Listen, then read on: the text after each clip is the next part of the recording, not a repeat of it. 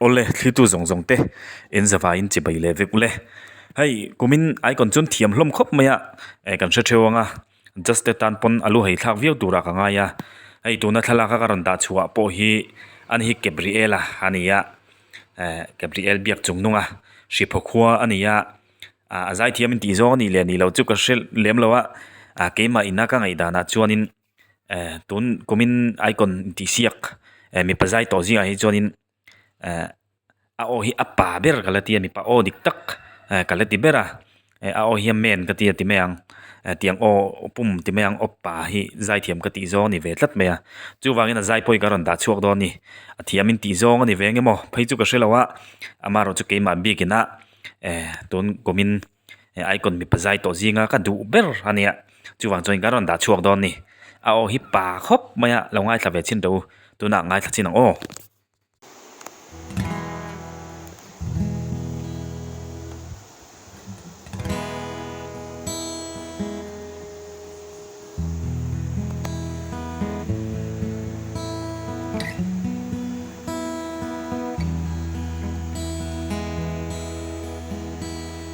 tin kim do sang ni te hiani lung renga oilu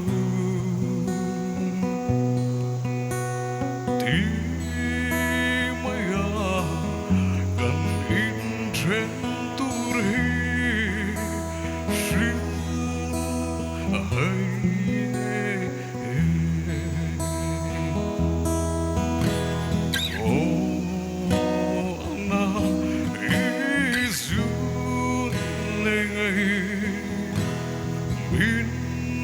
nên thiêng rèn ông lưu em tin hiền ngài về ăn chém mô cây riêng chân hi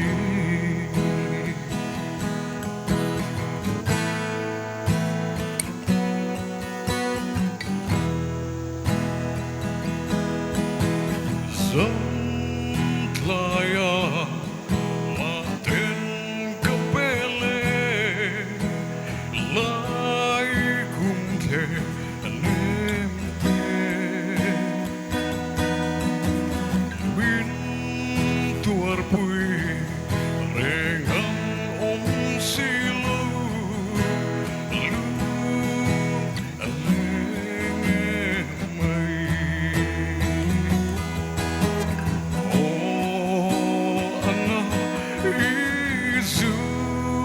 aleng mai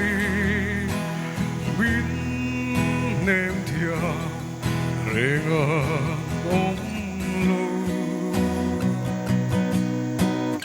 anh tin hia ngài về ăn chém mô cây riêng chân hi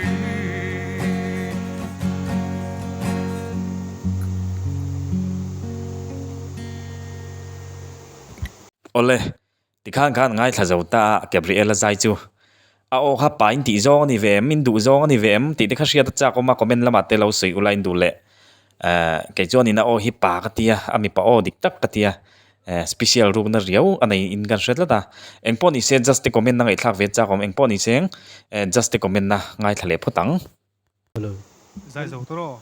Andrew, Oya. what thing What? Pubi ama ikaw lu thal ti na me. Pubi e malo ka. Isoi zo chi asia to na. Tu tak chulo. Yo Bi thong le ba ya. Audition round na iron thelu kha computer ma thu zai khai ni tro. Ko audition video khan. Entin Computer ma thu zai khai ni em kha. audition video ka. Audio video kha. Ting ne mo ni.